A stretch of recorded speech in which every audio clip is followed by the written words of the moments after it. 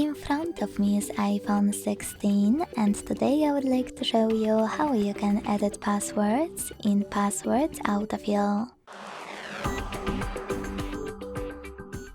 Begin by launching Settings and scrolling all the way down to tap on Apps. Then click on Passwords over here.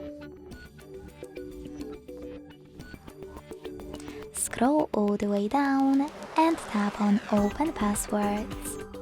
Then enter your current login method. Click on All over here. Select one of your passwords to edit and hit Edit at the top right corner. Then change whatever you want to. And when you finish, hit Done, also at the top right corner. Thanks so much for watching. If you enjoyed this video, don't forget to leave a like, comment and subscribe. Bye!